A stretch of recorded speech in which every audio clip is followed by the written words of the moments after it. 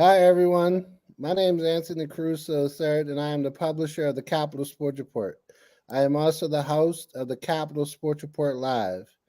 As always, I am joined by Susan Wade, a longtime sports journalist who writes for Speed Sport News, Auto Week, and Competition Plus. Tonight, we are joined by Bob Wilber, a former NHRA public relations publicist with Worsham and Tim Wilkerson, and he also is an author of two books. One is Bats, Balls, and Burnouts, and recently he authored How Far. Thanks for joining us tonight, Bob. It's my pleasure to be here. Thanks. Bob, we've known you for a long time, all these years from your being a drag racing public relations representative, but we've just started to learn so much more about you and your writing abilities. Congratulations on your two books. The first was about your life story, Bats, Balls, and Burnouts. Now you have a new book called How Far. Share with share with our audience, if you will, the basics of what this new book, a nonfiction story, is about. Susan, I'm going to bring up a picture. Sorry. You ready? I had an idea that there needed to be a second book after writing my life story.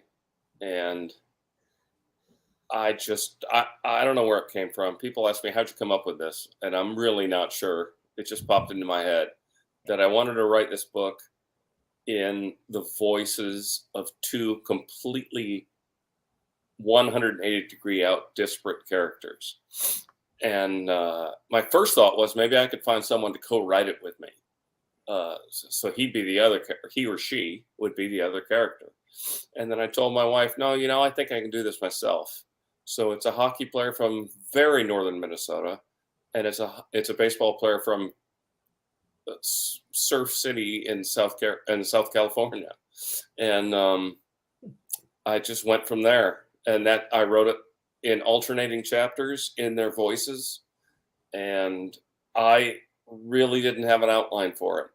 I had what I did was I spent the first maybe month writing character studies, like who these guys are, so that I would know them and I'd hear their voices. And it worked. And it's selling really well. And I'm proud of it. And it was a step not just outside my comfort zone, but way outside my comfort zone. But I'm so thrilled I did it. But being from Minnesota, you have experience with hockey because it's so big up there. Oh, it's huge. And I picked the hometown for this guy because it's huge. And I don't mean population-wise. Roseau, Minnesota has 2,600 people. But it's 9 miles from Canada. It's out in the middle of nowhere. And Roseau and the town very close to it, War Road, have produced so many NHL, top-level college, and international Olympic stars that it's uncanny. And I thought, well, that's where the guy's got to be from. So I never played hockey. I never carried a stick on the ice. I used to do the thing like everybody did, and I grew up in St. Louis, so we all belonged to the local ice rink.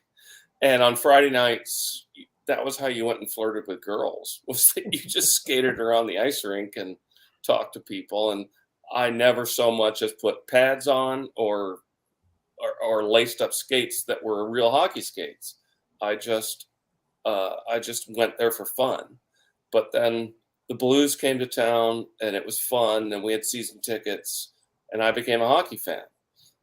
When we moved up here to Minnesota, you can't help but be a hockey fan, whether it's the Gophers or the Wild or any other team in town, even the high school teams. And the Minnesota high school state tournament is unlike anything I'd ever seen before. It's in the Wild's arena, 18,000 people a game, and it's nuts.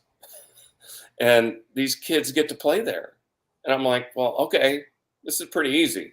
I'm gonna have one of my characters be one of these hockey guys who does this. And my other character, I have no idea why I thought he would be a surfer boy from Huntington Beach in San Clemente. I don't know. People ask me, how'd you pick that? I said, I have no clue. Other than it's probably Del Worsham, who I worked for, of course. And Del surfed. And so I heard a lot of that stuff from him. And he still had a lot of surfer lingo in him when we were working together. So boom, I had my two characters. And I didn't have to ask anyone to help me with it. I just wrote it myself in their two voices. They alternate chapters. And they don't meet for a long time, but when they do, their lives change. And it was an enlightening experience for me. Bob, you said that your many years in sports public relations, especially in drag racing public relations, prepared you for writing these books. How's that? And here's the first book. Yeah. It's probably a misleading statement that it didn't prepare me. I prepared myself because I took great pride, like in a daily basis, on writing stuff that was original and different and engaging. And it made me a better writer. And I don't think I could have written either book without that. It made me a better writer. It's funny because I've covered drag racing for more than I've covered anything else, but my big loves are baseball and hockey. And you nailed those cultures. You got it. But you had to do, like you said, you never surfed ever. You never played hockey, but you talked a little bit about it already, but I think it'd be really cool if you tell us a little bit more about some of the research that you did, especially up in Roseau. Oh my gosh. I went up there twice and kind of immersed myself in it. And I couldn't have done that without the help of the superintendent of schools, Larry Gugesberg. I didn't know what to do. I thought, well, first of all, I didn't know how far away it was. I thought, I'm going to the Brainerd race. Got to be pretty close, right? It's still 6 hours away. And I'm like, if I just show up in Roseau, I'm going to stick out like a sore thumb. Like they're going to say, who's this guy? Because they all know each other. Every diner is full of people who are friends. And I'll just be sitting there like with a tape recorder.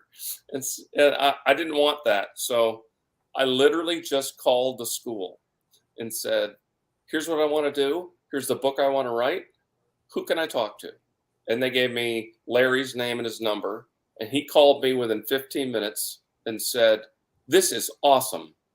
What do you need? And he set me up with 4 or 5 interviews a day for 3 days. Everybody from the guy that installs the ice at the arena to the mayor. And at the end, the last appointment we had was with Newell and Carol Broughton, the parents of the Broughton brothers. How do you buy that? You can't. So that was a lot of research, but then there was a ton of research with help from a lot of people up there in Roseau with regards to the teams, their records, their state tournaments, stuff like that. I picked 1984 as being the class year of my guy from Roseau, strictly because I graduated from high school in 1974 and my math skills are terrible. So I figured if it's a 10-year gap, I can figure all this out. I had no idea that the 84 team was one of the best teams ever. So that was just pure luck. And everybody kind of laughed about that. I'm like, oh, I think he's going to be from 84 because I'm from 74. So I can figure this out. And they're all like, oh, we didn't win the state championship that year, but we should have. And they had 18 seniors on that team, which is incredible. Paul Broughton was on that team. And a couple of them went to play junior hockey. And that was all in my head, that my guy would probably go play junior hockey. So there was this whole trail. It was just serendipitous that I picked that year, and it had nothing to do with research, but there was tons of research. Every day that when I got up, I'd say my first 5 hours were research, as best as you could find it. The baseball stuff was a little easier. The hockey stuff was a little harder because it's high school, and then all of a sudden it's juniors, and the records aren't all that complete, and it's hard to find. And heck, there were a couple of years there when my character at Roseau was in high school where they didn't even keep the records. No one has them. So he has to say in the book, I think we finished about 21-2, but he doesn't know because the records aren't there. But research was critical, because if you're going to do something called historical fiction, which is what this book is, the characters that I write about can be fictional, but the stuff has to be real. And it mattered to get that right.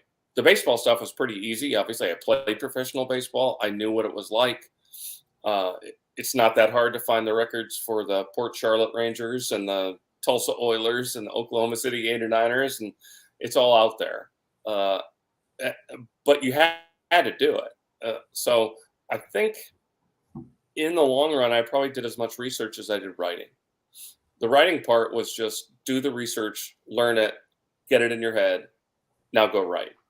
And so that's how the days were. I would do that till noon, have lunch, and then write for 3 or 4 hours, because that was my limit. I'm not Stephen King. I can't write for 12 hours. I can write for 3 or 4, and then I get pretty tired. And your hands get tired. It's very physical, by the way. Susan, I know you know this, that if you're going to write all day, it's physical. Your hands hurt, your wrists hurt, your back hurts, depending on how good a chair you have. And so that was kind of my limit. But gosh, it took me 2.5 years to write it. Wow. And your brain hurts. Oh, your brain hurts like terrible. Still hurts. Well, actually, because I was going to ask you this a little later on, get to that, but since you brought it up, you actually surprised me, because you told me you put yourself in the hospital. You ended up in the hospital for 5 days after you completed writing this book. Yeah. That's crazy. I guess it was connected, stress. I stopped eating, stopped sleeping. I self-imposed a deadline on myself. I kind of had an idea. I want to get this book done by here. And then I'm like, I got to get it done by here. I mean, I just have to. This is crazy. It's just going to go on forever if I don't push this a little bit. I was writing a chapter a week, maybe. And then all of a sudden it was like, I got to write a chapter or 2 per day to get to my deadline. And this is a 550-page book, so it's a lot of words. Yeah, and it took about a week after I hit the last period on the last sentence, and I'm like, there's something wrong with me. And it was just like I hadn't been eating right, I hadn't been sleeping right. I got to go see a doctor, and I was running a fever, and this was in the first year of COVID, so they immediately wanted to do every test they could on me. And the next day after I did my CT scan, they said, you need to pack a bag and you need to go to the hospital. And I'm like, why? Like tomorrow? I'm like, no, like right now. And that was the danger call, because they didn't know and they wanted to make sure I was okay. And I spent 5 days there, and with a tube that ran up my nose, down my throat, into my stomach. That was wonderful. If you can ever avoid that, I'd advise it. It's no fun. It's stuck in a bed, but they treated me great, and they finally gave me a clean bill of health and said, it could have been worse. We think you're fine. Do this, this, and this. And don't do this again. yeah, don't do this again. Yeah. But it was a warning, like, you just can't run yourself into the ground. You can't do it. You have to be aware of yourself. And I wasn't, because I was just obsessed with getting the book done. And in retrospect, my friends and my wife all said, "Oh, you weren't even yourself. We went out to dinner and you didn't touch your food. And then we went home and you just sat up all night." And I'm like, well, I don't remember that really, you know? So it was a warning that as you get older, and I'm 65, that you got to take care of yourself. So, but to get the book done, would I have, that's a great question. Would I have traded that? I don't know. I needed to get it done, and I put myself in danger doing it, but I'm happy with how it turned out. I'm thrilled with how it turned out and how it's selling. So no question there. Did the publishing company put a deadline on you, or that was self-imposed? That was self-imposed. They said, just get it to us when you can. And I knew that they had a range of when it would come out after I submitted it, because there's still, you submit a manuscript, there's still 6 months of editing to do. I mean, and that takes as long as writing the book sometimes. But I thought, I've gone too long now. And I let myself slip for about a year and a half. Like, if I felt like writing today, I would. And if I didn't, I wouldn't. And my sister lives in Kauai, and she loves for me to come cat sit for her. So you go to Hawaii for a couple of weeks and walk on the beach, and you don't write at all. And all of a sudden I'm like, I got to get this done. I just have to. And so that was self-imposed. And my editor, Greg Halling, who is magical and mentor, he never pushed me once. He never said, get this done. He's like, however long it takes. And I'm like, yeah, I don't want to be one of those authors that took 25 years to write a book. And there are some like that, right? So I just pushed myself, and I pushed myself too hard at the time. But it's funny in retrospect. I do read my stuff. I go back and read my first book to see what I would change. And I go back to read this one, and I'm like, geez, the last 15 chapters are the best thing I've ever written. So I guess it was okay that I pushed myself that hard, because I do believe the last 15 chapters are the best things I've ever written. I think that's the baseball player coming out in you, the procrastination. Because I see the guys always go with the April and May. We got plenty of time, and then they're like frantically trying to make up for lost ground. Maybe that's just a baseball player. You're a second generation baseball player, so yep, I am. Yeah, you're probably right. And I come from the generation where you showed up at spring training without having picked up a bat for 5 months. Yeah. Definitely my dad was. I mean, Babe Ruth was like that. You're out of shape when you got there. So spring training was getting in shape.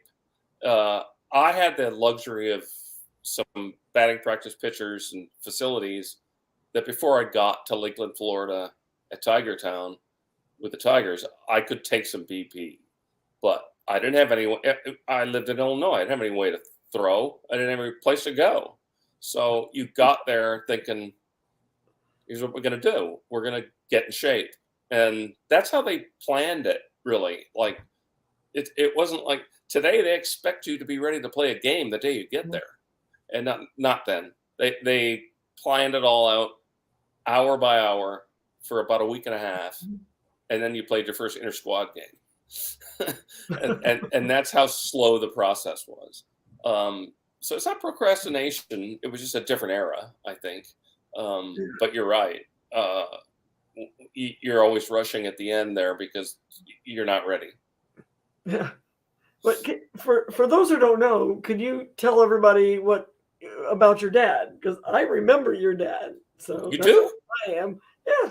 I was looking to see if I had his baseball card, because I've got a lot of cards from that era, but I don't have his, but I wish I did, because that would have been a fun. That would hang on. Surprise. Hang on 1 second.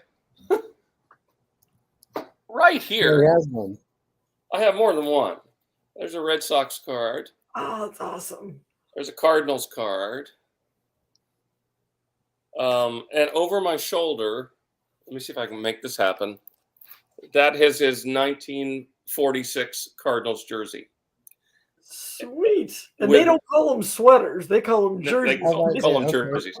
One side of it, on the lower side, is his photo from that year. The other side, which I'm moving away from, which you can't see, is his contract from 1946. Oh man, that would be cool to see.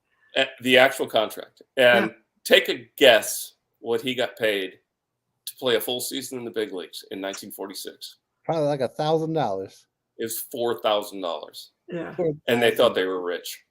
Yeah, They were, but they were at that time, I guess. Well, and he didn't make the whole season with them. He went back to AAA. And then at the end of the year, they brought him back up. And he was not on the 46 World Series roster. But he got a share. And his share of the World Series championship was enough money for them to buy a color TV. Wow. Yeah, that was it.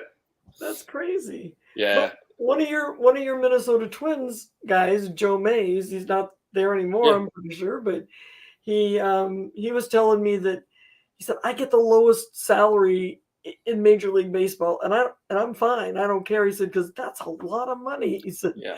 my family grew up in Michigan and we did okay, but this is like I hit the jackpot. And he said, other people, Torrey Hunter played on that team, and he said he just signed a contract. And he was so proud of Torrey Hunter landing that big contract. He was proud for him. He wasn't jealous at all. I thought that was really nice. You know, I'm guessing when Joe Mays was with the Twins, he was probably making 105. Gilroy was making more than that. He was making more than that, but not that much more. You know, so I can't remember the exact number, but it was way below what the biggies. You know, And you could live well on that, but you weren't set for life. No, but it's a pretty good start. It's a pretty good start, but it wasn't like you could retire at 25 and live off that. I had a really good friend, one of my best friends, who I played semi-pro ball with, and he actually went to the same college I went to, had the same major I had, but we were 9 years apart. And he was a submarine reliever. And we played together on a semi-pro team, and he didn't get drafted. And he called me. I was working for my brother's sports marketing company in Washington, D.C. And he called me and said, I can't believe it. The draft's over. No one called. I said, give me 24 hours. And I guess my dad made a call to the Twins and said, sign this kid right now. Like, they didn't know him. They hadn't scouted him. And they signed him and sent him to their rookie league team. And he worked his way all the way up to the 40-man roster. And then his elbow blew out. Oh. And it was funny because the Twins GM had told him along the way, his name is Pete Delkus. And the GM of the Twins at the time told him, you're going to be a very rich young man at some point. But he didn't know that it would be as a weatherman. And so be right he 1% didn't of the time.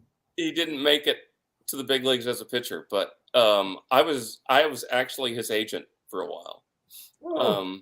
And the funny thing was, he had such determination that while he was in Orlando in AA, he went to the TV station there and did an internship. No minor league baseball players do that. Yeah. He had to be there at 8 a.m. Like, we didn't get up till noon. But he did this internship, and when he finally got released because his elbow was done, the station said, do you want to be one of our weekend weather guys? And he says, I don't know anything about weather. And they said, it's okay. We'll give you the script. You just read it. And now he is the #1 weather guy in Dallas. And as he tells me, Bob, they pay me so much money you can't stand it, but I work a solid 3 or 4 hours a day for it. Well, that's how Dave Letterman started. As a weatherman out of Ball State. Indianapolis, yeah. I watched him I had a crush on him when I was a little kid because he was, he was a young guy then, and he would say things like, your friend Pete is probably a lot smarter than he was about the weather, but Letterman would say things like, well, we got a big massive cook coming in here, Yeah. He was not technical at all. He was not a meteorologist at all. No. Well, Pete is now a master meteorologist. So you kind of have to be nowadays. And we got back together about 2 years ago with his wife. I introduced him to his wife and didn't know her. we were at a bar together, and this beautiful woman was looking at both of us.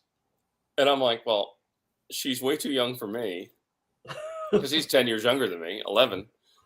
So I caught a girl selling roses and said, take this over to her and say it's from him.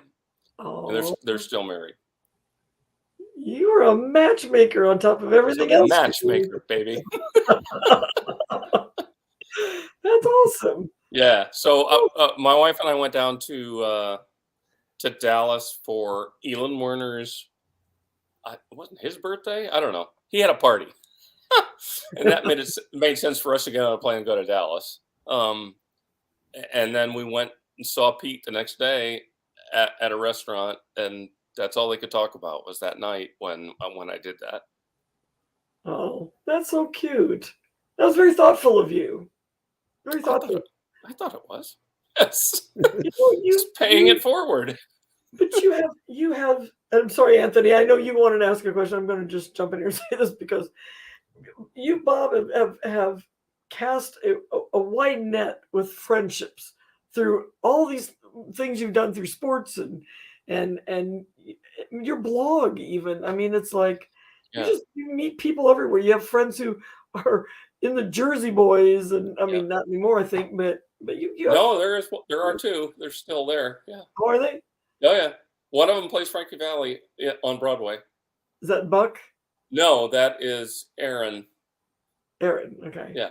The Frankie Valli guy has to be kind of short. Oh. So Aaron DeJesus, who Buck brought to the Vegas race one year. So I got to meet him there. And he went back to the Broadway show. So, every Jersey Boys cast has at least 3 Frankies. Oh, wow. No one can handle the vocals 7 nights a week. Well, I've got Anthony. He's a Jersey boy. Could he be Frankie? No. Can you sing? I'm not sure, but I'm big. But, it's all about relationships. Mm-hmm. And I found PR was that way. And you and I know that because we bonded.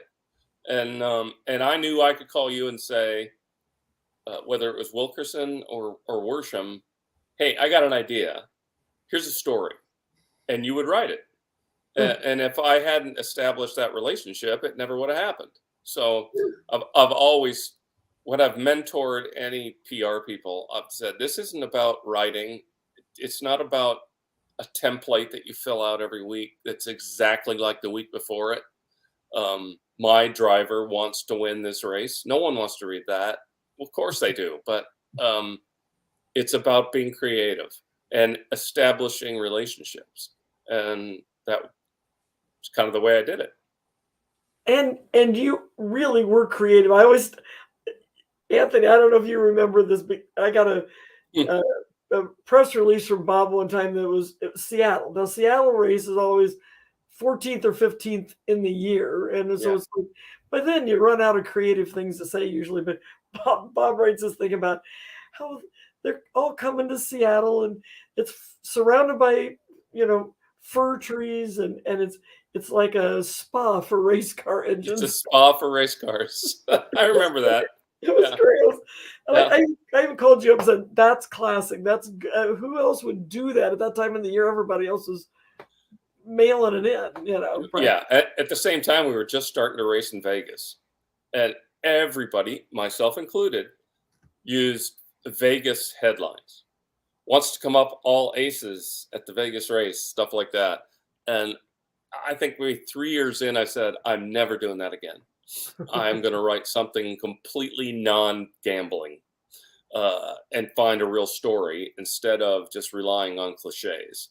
I think that was a turning point for me, where it was like, push yourself, be creative, uh, write something interesting, have a hook, and get the media interested in it, rather than just throw this junk out there. Sure. I bet people are still doing that. They're just still writing about wants to hold 4 aces to win the Vegas race, but Rolling the dice and rolling the dice, hitting the absolutely. jackpot. Hit the jackpot, all those things. Yeah. But your stuff was creative, so Well, I tried to be. That was my goal. that was fun. I mean that they were just there. A lot of the press releases that were sent to us were like we had that in there. Oh, they did. Yeah, they're Yeah. still doing Yeah, and they're still doing it. Yeah. it. Bob, back to your book on How Far. Yeah. The book is of contrast, especially the way of your characters. Eric Olson and Brooks Bennett grew up, and their personalities and their respective sports. But the chapters alternate, like you said, telling their stories. How hard was that for you to change the voices, going back and forth all the way throughout the book? You'd think that was hard, and I thought it would be hard. I had no idea. My wife asked me, how do you think you can actually pull this off? And I'm like, I don't know, but I'm going to try. But like I said, the first thing I did before I started writing the book was write 2 character studies to just know these 2 guys, where they're from, where their parents are from, how they grew up, how they talk, what they did as kids. I wrote those first, and they're not in the book. That was just for me. I needed to know them, and that gave me their voices. I didn't want to be too outlandishly SoCal with Brooks Bennett. You can do that. Believe me, knowing Del Worsham as I do, the word rad and stoked show up about every second sentence. So that's not crazy. That's how they talk. Especially if they were like skateboarders or BMX riders like he was, or surfers. That's rad, and I'm totally stoked. And the word totally's in there a lot too. So this guy, Brooks, was the son of 2 wannabe hippies. So that was more important to me than the lingo. It was, if your parents were 2 artists living in an apartment above someone else's garage, that's how you grew up. What would be your values? And it just came to me. I think I nailed it. So for Eric, it's also easy to fall into the let's make it sound like Fargo. But truly, I don't remember ever writing once him saying, "Oh, darn right." You know, it was more just he's just a kid from Roseau. And instead of saying that's bitchin', he would say, that was neat. You know, that's how he would talk. And I have him repeatedly say in the book that all he ever dreams of is being a Roseau Ram. He grew up in Roseau. He wants to play for the Roseau Rams. They go to state all the time. They send guys to the NHL. He never dreamt of going to the NHL or playing college hockey or playing junior hockey. He just wanted to be a Roseau Ram. And that was really easy for me to get in my head. So I don't know. Halfway through the book, I had their voices in my head, and I just listened to what they told me. I'd get up in the morning, do some research, and I'd click my brain over to, okay, Brooks, you're first today. What do you want to say? And he would tell me, and I had some ideas about the drama they would go through, and how that would impact their lives, whether it was injuries or other things that happened, personal things that happened. And I just let it go. I didn't overthink any of it. I just let it go, and I just wrote it. And thanks to Greg Halling, my editor, who kept me on the straight and narrow. He kept me from.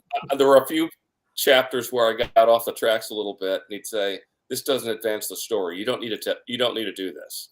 And I'm like, "God, you're right. I don't need to do this. I need to keep the story moving." And it's so valuable to have someone like that around. And I've never paid him a penny. He's done both books. I never paid him a cent. So I'm trying to think if I ever did. I sent him a book. That's about it. We'll start a GoFundMe page for Greg. Well, yeah, let's do it. Yeah, we should actually. He lives in Yakima, Washington now. Yeah. He's the executive editor of 3 different Western Washington newspapers, and he somehow found the time and found the effort to edit 2 books for me, and you can't pay for that. No, that's another relationship. You met him at the racetrack, but you didn't really. I don't think you talked that much at the racetrack, though. No, he wrote the foreword for this book, and it was like we just kind of nodded it to each other for about 4 years, because he was working in Kansas then, so he always came to Topeka, and sometimes he came to St. Louis. And we got to as he recalls in the foreword to the book, he said something out loud that he probably shouldn't have in the media room, and we were walking across the pit area, and he said, I shouldn't have said that. And I'm like, hey, I knew guys in the minor leagues that said all sorts of stuff like that. He's like, you play baseball? He didn't even know. So that we became friends, and we've become close friends now. He's a good guy. He's a great guy. But He's a gem. he is. He's a very good guy. We only live 2 hours from each other, 3 hours or whatever, and I never see him except once at a funeral, and that was it. But yeah, Joe the Short. last few years, yeah. Yeah. But developing characters is such a. I just think that's probably one of the hardest things for a writer to do, but it didn't seem that hard for you, I can't explain it. What I equate it to, which is odd because I can't play any instruments other than my own steering wheel. Pretty good drummer on my own steering wheel. But this book was a lot like writing a song, I think, because it just came to me without me really, it just came to me, and the characters just appeared, and all of a sudden I got a book to write, and so I can't even explain that.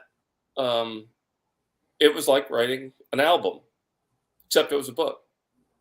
Yeah, I think God puts a chip in people to write a symphony or to write music, and some have it and some of us don't. But I think it's like being a novelist is the same way. I think God just puts a chip in certain people for that.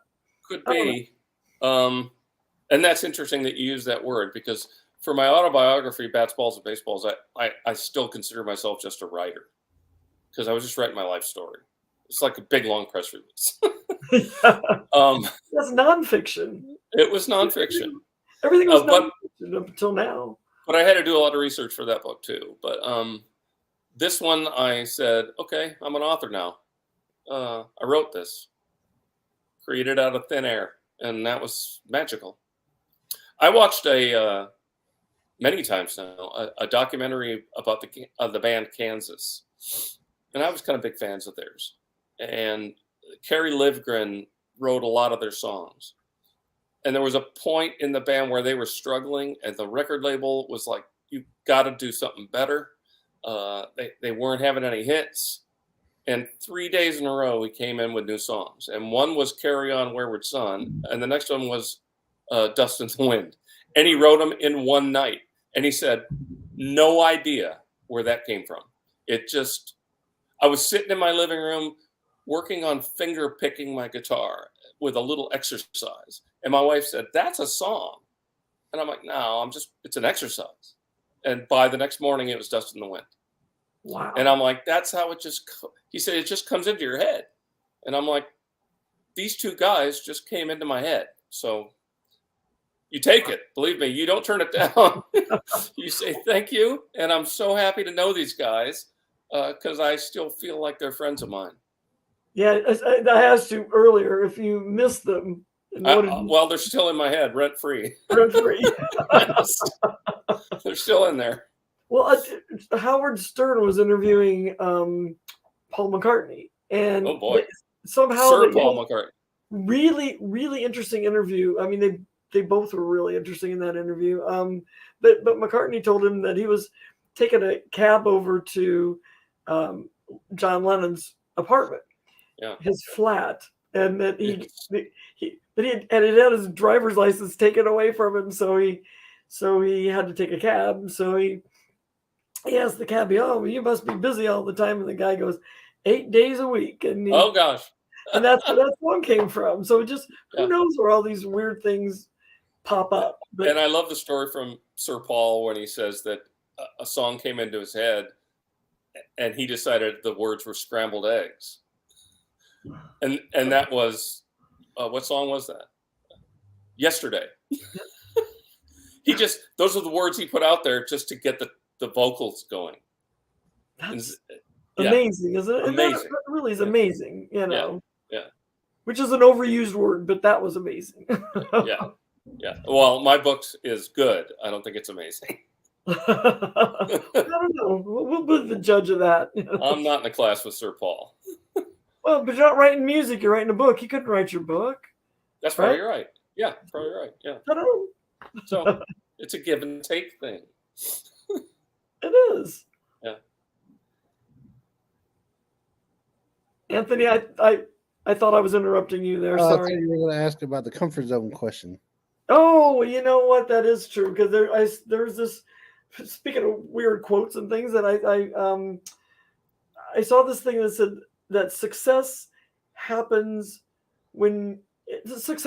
outside of your comfort zone, and but you seem to be in a comfort zone wherever you are, so I'm not sure how that works with you.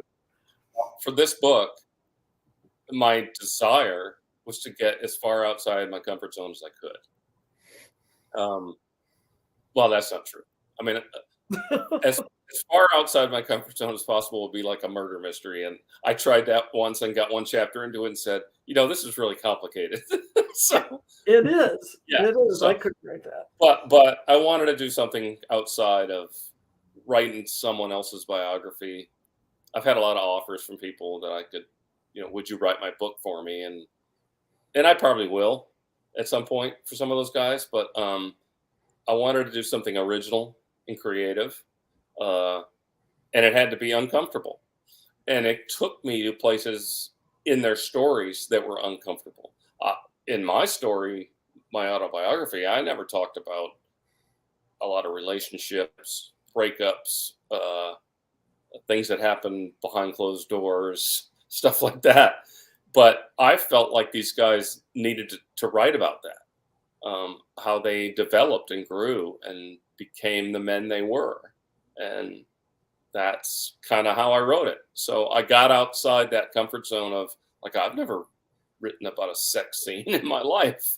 And I don't talk about it in a real literal sense, but I talk about it like, you understood what just happened. So that was uncomfortable, but that's why I love doing it. And I think those are some of the best scenes. The fact that there's some drama where people are very sick in the book and have to get over their illness, or very injured and have to get over their injury, was emotional. And I was emotional writing it. So I guess that's the definition of being outside your comfort zone. If you're emotional writing it, it must be outside your comfort zone. Or it's right in your wheelhouse, really, because you understand what you're writing. Yeah. So, I'll give you that. I understood what I was writing, and I understood the characters.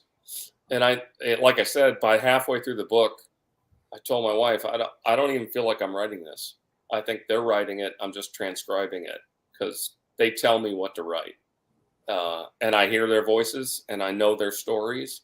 And I stopped even attempting to have an outline, because every time I try to have an outline that they're going to do this, their voices would say, no, we would never do that.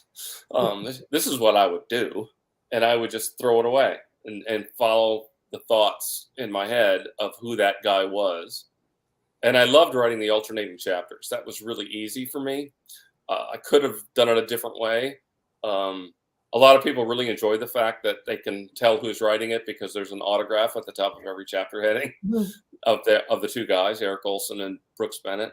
And again, another thought just out of the blue, where I'm like, that's what I ought to do. We should put their autographs at the top of every chapter and have them alternate. And the hardest part actually was keeping the timeline straight. I didn't want one guy to get too far ahead of the other.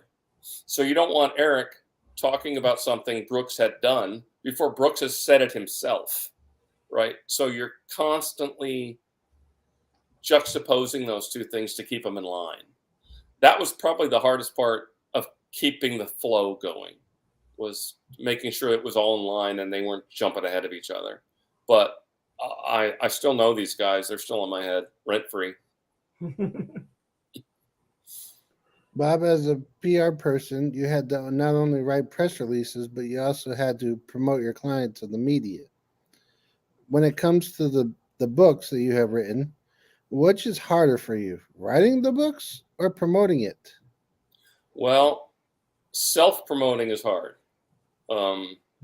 because I spent so many years promoting drivers, and that was my job. And as a PR guy, you're in the background, and it's not your job to promote yourself. But Elon Werner, who was the PR guy for John Force for about a decade, has jumped on board with me now for 2 books, and I can rely on him to do the big picture stuff. I was on KCAL Channel 9 in LA last week, and he did that. He's got me on Parade Magazine. I couldn't do that. I couldn't make those calls and make that happen. So it's easy to promote yourself to a degree. It's impossible to promote yourself to that degree. And I have the best publicist in the business. So, and again, Elon told me, he just opened his own agency, by the way. So, and he told me, don't you worry about it. This is a passion project for me. So, yeah. That's nice. Back to those relationships. Yeah. You, are you leaning, everything was nonfiction until you wrote How Far. Yeah.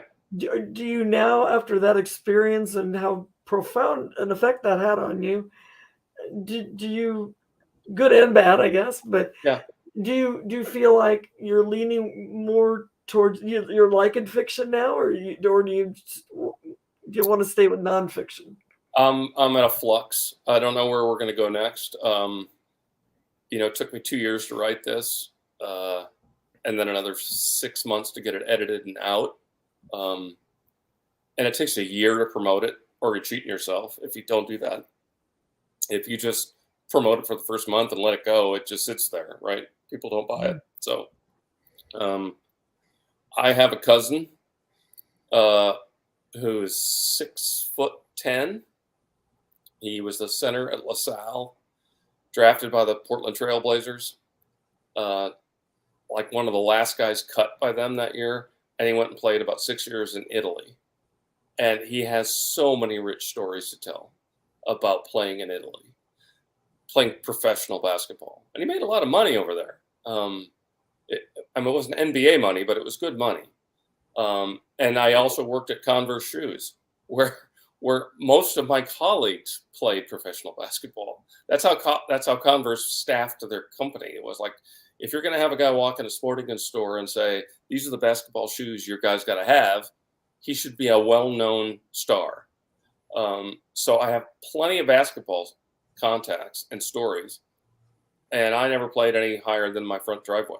So it would be pretty neat to write a basket. And both my cousin Don and my boss at Converse, Roger, have said, I'm in, whatever you want to do. We'll write this. So that could be it, but I don't want to promise that. I mean, it could be. That would be full fiction. I would have to make up the whole book, right? But use their expertise as a way to flesh it out. And I'll say this, which was most important to me about How Far, was that, and my first book, was that the details are the flesh and bones of this.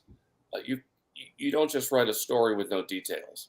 You have to. That's why I did so much research. That's why I used so many people from Roseau and so many people from SoCal to give me, like, what's it really going to feel like for this guy? What would he do? What were the road trips like? What was your school bus like? What was it like in Roseau walking to school at minus 25? What was that like? And Paul Broughton, one of the three Broughton brothers, he was incredible.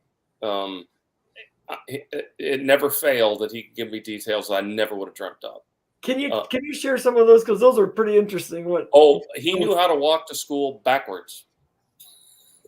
If it was minus 25 and the wind was coming out of the north and the school was north of your house, you could turn around and pull your hood around this way. He said, we knew every step. They didn't take the bus. They walked. Roseau's 5 blocks by 5 blocks. And you would walk to school backwards. And on the way home from school, there were at least 3 pit stops you could make. The last one being the bowling alley, where someone would always buy you a hot chocolate. But his mom would say, you stopped at the bowling alley, didn't you? Because she could smell the cigarette smoke on him. But all those things, and Roseau's school system is all one place. There's no different buildings. From kindergarten to your senior year, you're in the same building. You just change lockers every year. So all those tiny details. And then from SoCal, it was a lot of help from Del Worsham about what it's like, especially the surfing stuff. Surfing is very territorial, and I didn't know that.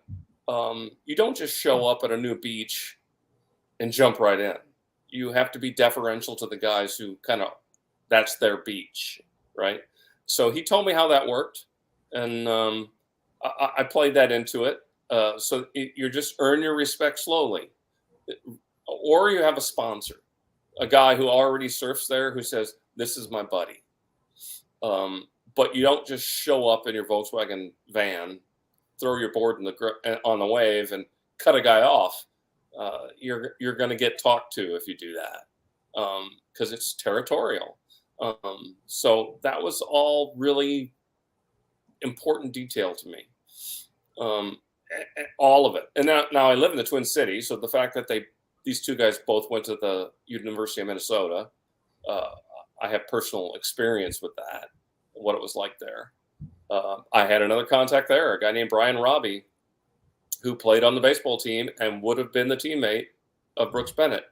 And Brian told me all about his weird dorm room, which was at the end of the hall, and it was twice as long as any other room, and they called it the bowling alley because it was so long. So they had the biggest dorm room on campus. And so I said, Brian, do you mind if you're in the book and my guy rooms with you? He said, I'd love it. Anytime I called Brian Robbie and said, how did these classes work? How'd you do your work on the road trips? 5 minutes later, he's back on the phone telling me about it.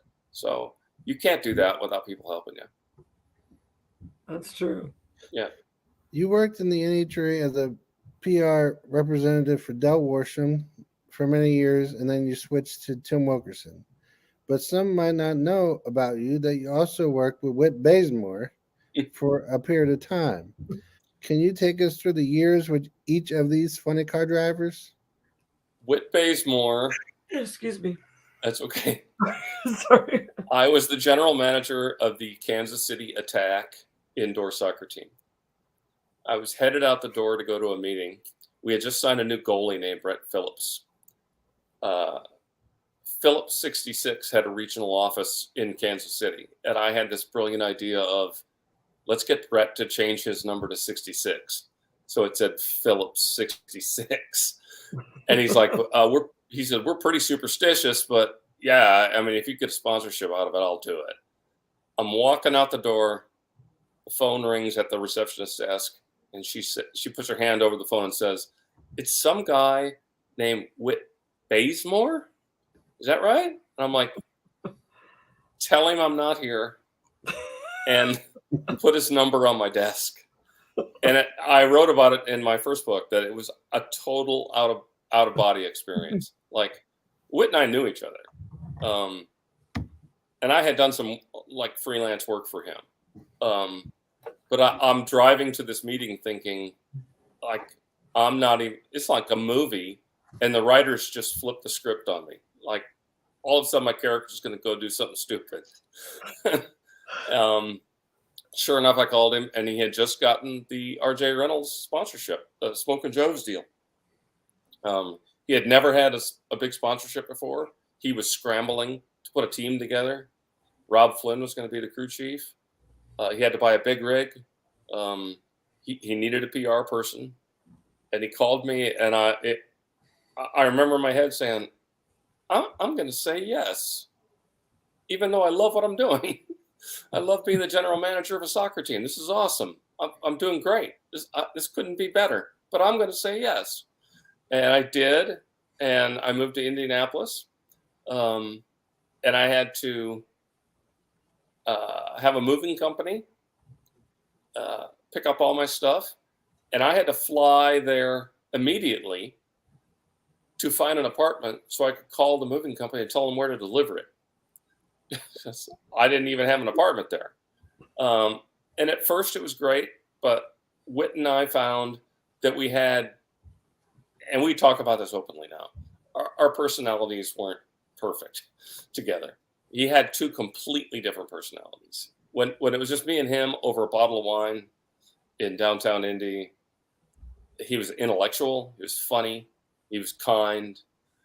You pull through that gate at the racetrack, and all he cares about is the race car. And that was jarring to me. Plus, I could have accepted all that. The hard part was with RJ Reynolds being his sponsor, my hands were tied. You couldn't write anything. You couldn't write anything other than that banal, we hope to win this weekend, right? If I had any editorial stuff in a press release, they had to approve it because they made cigarettes, right? I never smoked a cigarette in my life, but I understood how that worked. And by mid-season, I just had enough. And I told Whit, you could hire someone out of junior college to do what they let me do. You don't need me. You're wasting your money. So then I got an offer like that day to be the general manager of the Indianapolis Twisters indoor soccer team. And I called him back and said, all right, I got this offer. He goes, what's it going to take to keep you? And I said, you can't. I'm going to go do this. I'm going to go be the GM of this soccer team. And he wished me well. And we ended up being pretty good friends after that. But it wasn't the right situation for either one of us, I don't think. And then Dell, my gosh, he's just one of the greatest guys in the world. He's, I don't even know how to describe him other than he's just so genuine and so determined. And he was so great with me that by the time we were, the time my first year was over, he just looked me in the eye and said, you do what you do. We'll run the race car. We trust you. That was awesome. But he also taught me a lot. If I sat next to him in the tuning room, he'd show me the graphs on the computer and kind of explain what was going on. And because I was clueless, I didn't know how you brought the clutch in and how much blower pressure to have, any of that stuff. So that was a friendship, and he trusted me. And then Timmy, my gosh, there's no one like him. I think you know this, Susan. There's no one like him. Did he give you brain teasers? He likes to do that with people who work for him, his crew mostly. Yeah, he never did that with me because I think he knew he was outclassed. He was a little hard on me at times. Tim was, just because I never turned a wrench. But he told me a number of times, like, I don't really understand what you do, but Dick Levi loves you, so keep doing it. Now, Dell, I don't think people appreciate. I think he's one of the most underappreciated people out there. Dell. No kidding. Yeah. People don't understand how smart he is and how smart he's always been from such a young age. Yes, absolutely. Brilliant. Anthony, you probably know that. No, he's brilliant. Yeah. Now he's still a dude, surfer dude from Southern California. But I was his best man at his wedding. He taught me about surfing, and he taught me about drag racing. And there's no one like him. I guess I didn't know he surfed. Did you, Anthony? Did you know that Dell used to surf? No, I only knew that Jeff Deal surfed because he's the surfer. Dell surfed as a kid, and before he ever got in a race car, he was a competitive BMX racer. That we knew. Yeah, yeah. But it was later on, after he got married, that he put the board back out again and started surfing at, I think, San Onofre, but I'm not sure about that. And got back into it, and I loved hearing the stories about like what he did that day, and he taught me a lot of the lingo. He taught me that whole territorial thing, because he had to start over. He might have been a funny car racer, but they didn't know him.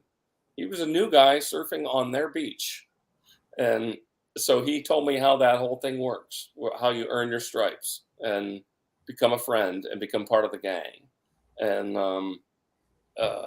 so that was neat, because I was there for that, like when he was doing it, and he told me all about it, how many days he got out there every week, and he loved it. I think he had to learn to be. It was the same sort of thing when he moved into his home in Chino Hills, wherever it was. He said, first time I met Dell, he said, yeah, we got to talking, and he said, yeah, we just moved into this house, and all the neighbors had this buzz going on. Oh, we've got this race car driver. Somebody said, I think it's Dale Earnhardt. And he said, then I showed up at the neighborhood cookout or whatever. They go, oh, you're not Dale Earnhardt. Oh, it's just you. So, must have been Chino Hills. Yeah. Until they had the twin girls, I had a bedroom at their condo and then at their first house. And so when we raced out there, I had my own bedroom. And then when the girls were born, I had to go to a hotel.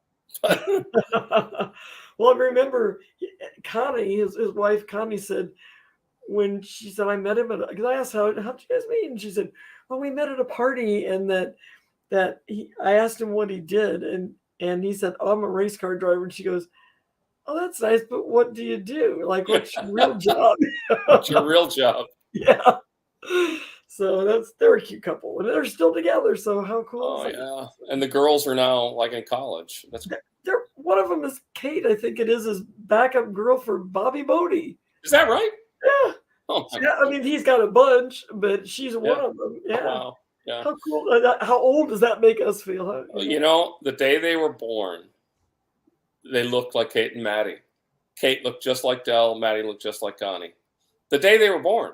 And literally, the pictures from the room where they're in, swaddled up, they look like Connie and Dell, and it was amazing. They're great. They're great girls.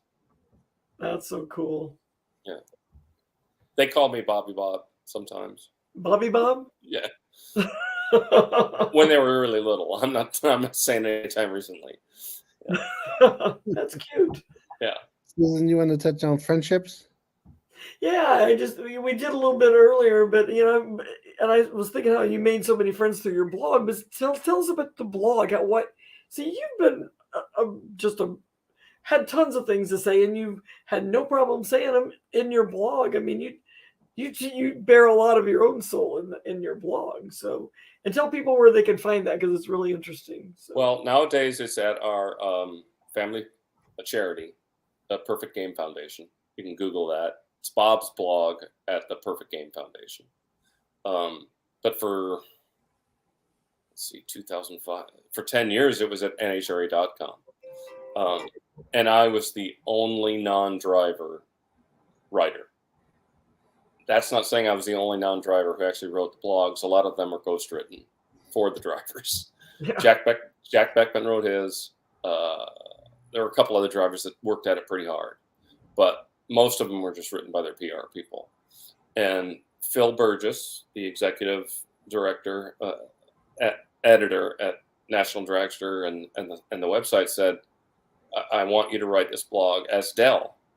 Because I had done a 10-day thing called Dell's Diary once before we knew what blogs were. Mhm.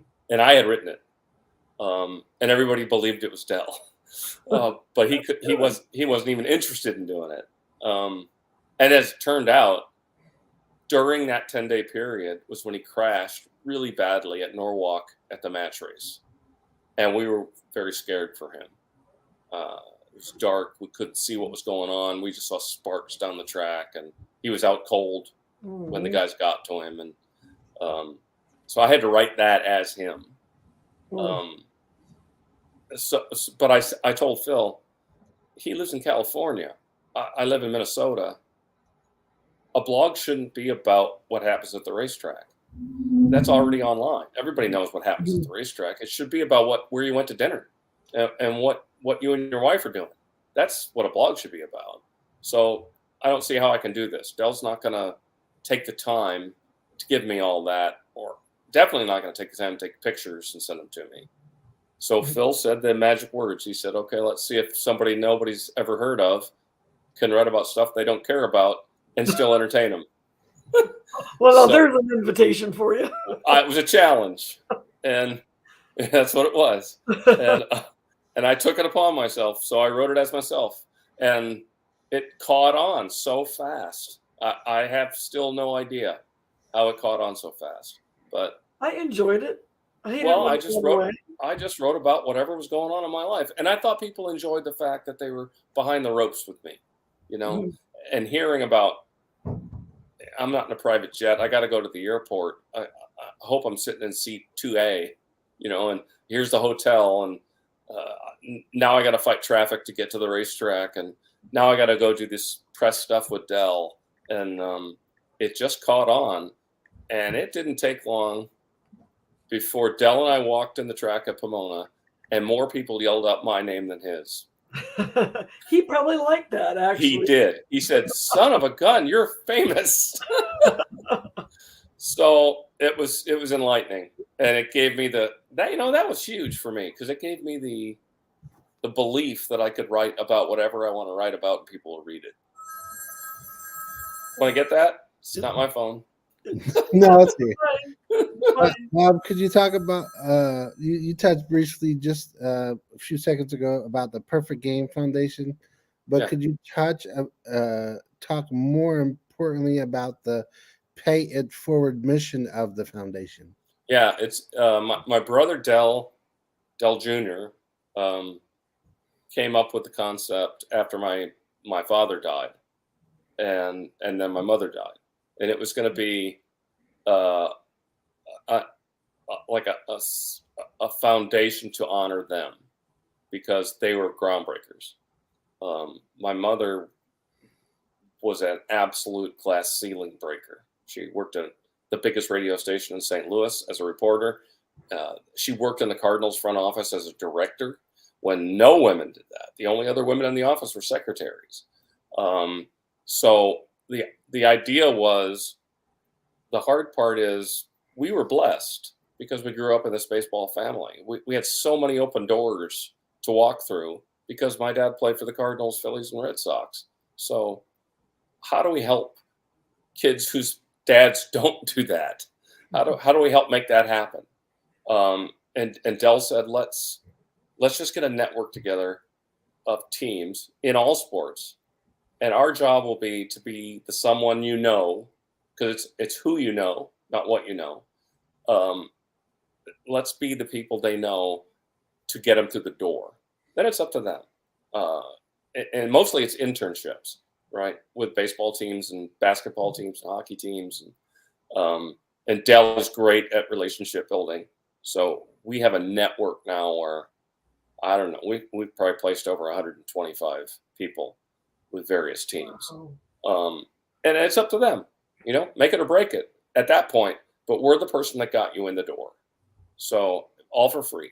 So the charity has one fundraiser a year. That's it. And it's a golf tournament. And that's it. My brother does all the legwork. I just donate and give free stuff for the auctions. That's what I do.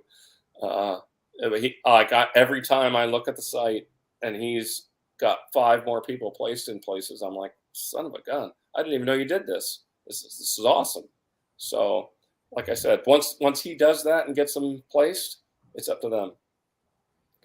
Bob, you talked about your father's jersey behind you in the contract. Yeah. That's also with that picture. Yeah. We understand that you're a big memorabilia fan. Oh, What are you looking for today, or what's your prized memorabilia that you have outside of your father's memorabilia? Outside of my father's, I've got a lot of racing stuff. I've given away a lot of Wally trophies. But I've still got a ton. I've got winter's jackets. I wear one every day when it's cold. I've got a Whose winter's jacket is that you wear? Oh, yeah. If we want to race, we could buy our own jacket. The driver gets one, and the driver gets the Wally trophy. But we all had the forms to fill out to get our own Wally trophy and our own winter's jacket, and I did that. You win one race and you think, well, I've got to have a trophy and I've got to have a jacket because we might never do this again. And then it becomes superstitious. Like, well, we just won our 24th race, but I got to get the jacket and I got to get the trophy. So at some point you have a closet full of jackets and a whole room full of trophies. And when I wrote the first book, I did a Kickstarter campaign to kind of fund it. And if you went to the highest level, which was a $500 contribution, I sent out a Wally trophy. And I sent some of those to Australia and England, and my gosh, they probably cost me more than the donation just to send them out. But it was fun to do that, and I kept all the ones that had kind of sentimental value, whether it was Gainesville or Indy or some big wins that we had, our first wins, stuff like that. I've got some great photos. Down here in my office, I've got a racing wall. I've got a music wall, which is signed album covers, signed drum heads. And then there's a sports thing that is an old ABA basketball signed by Julius Erving, Dr. J. Yep. A football signed by Bob Greasy, who was my brother. Quarterback. He was my brother's roommate at Purdue. Oh, okay.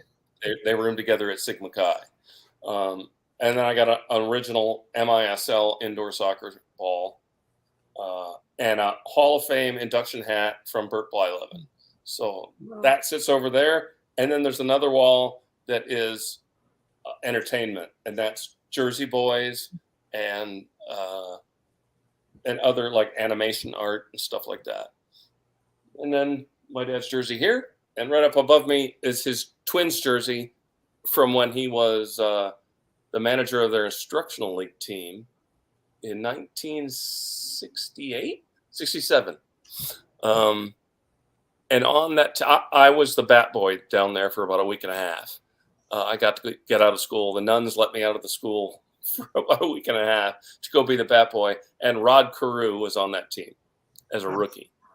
And during batting practice one day, instead of throwing a ball back to the pitcher manning the bucket behind second base, I tried to throw it back to the pitcher and hit Rod Carew right in the head. Oh my God. He never even turned around. He just put his hat back on and kept looking forward. And my dad yelled out of the dugout, "Don't hit him." Jim Murray described him. It was one of the best lines ever written in sports, I think, is that he referred to Rod Carew. I think sadly when he played with the Twins, as a diamond in a bin of broken glass, which I thought was just an interesting, Jim Murray. Yeah. I mean, world class. Yeah. But so my brother Dell just sent us a note about how, I don't know if it was an all-star game or what, but Rod Carew had 2 triples. It was an all-star game. He had 2 triples, and both were off of, I don't know, someone like Nolan Ryan. I don't know. I mean, it was crazy. And I said, that's amazing, because if you ever saw Rod Carew run, you'd think he was jogging. But his first to third time was as good as anyone. He just glided around the bases. And now he and Bert Blyleven and Tony Oliva do a ton for the Twins. They are very, very involved. So I stay in touch with them. That's so cool. But the ABA, I got excited when you said ABA, because I was a big Indiana Pacers fan back then, and I think there were only like 4 teams that went on to merge into the NBA, and the Spurs, the Spurs, the Nuggets, the Pacers, and the Nets. The Nets, yeah. But I love the basketball. You wrote your blog about that beautiful red, white, and blue basketball, and you had a big quest to find one of those, right? Yeah. And it's funny because this one is a replica.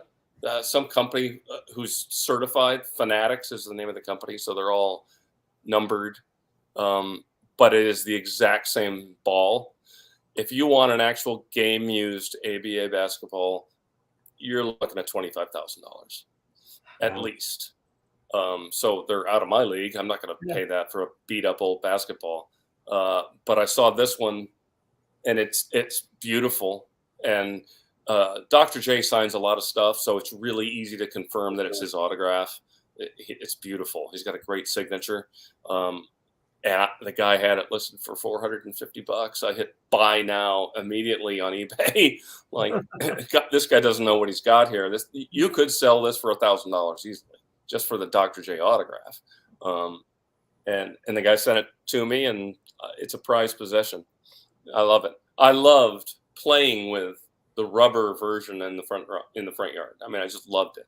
I loved watching the stripes go through the air. It was just, and I looked at the NBA ball, and I'm like, God, that's boring. Basketball. It's just an orange basketball. This is a work of art. It's a work of art. Yep.